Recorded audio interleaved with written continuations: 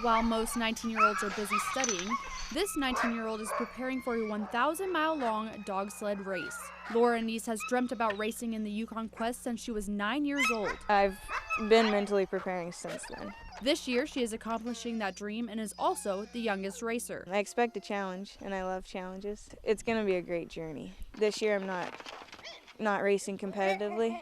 The goal of this year is to kind of learn the race, learn the trail, and for me, just get experience in a 1,000-mile race. Laura grew up in Ohio but moved to the UP a year and a half ago to work at Nature's Kennel in McMillan and become more involved in racing. She was actually hired as a guide one winter and was just here for a month or so, and we realized, she was pretty talented with the dogs in other ways.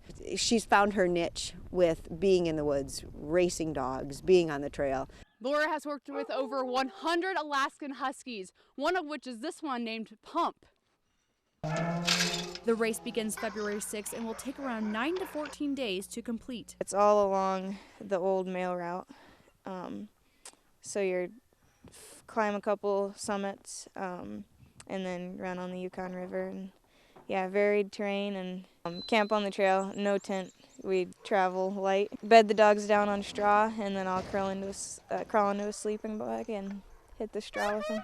Laura has had quite the accomplishments as a musher. She was second in the UP 200 last year, so she did some qualifying races last year, not only to prove to us, but also to prove to the Yukon Quest and Iditarod that she's capable of those distance of races. The Yukon Quest isn't for the faint of heart, but Laura is ready to take on the challenge. There are 9 checkpoints along the way. We'll send ahead drop bags, which are just bags filled with all the dog food, any gear we need replenished.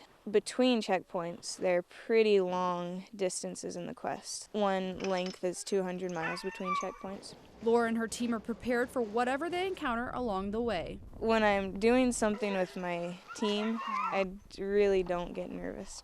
When I'm running my dogs, I'm in my comfort zone. And, I've known that I was going to do it, so I'm ready. Ansley Watson, TV6 News, McMillan.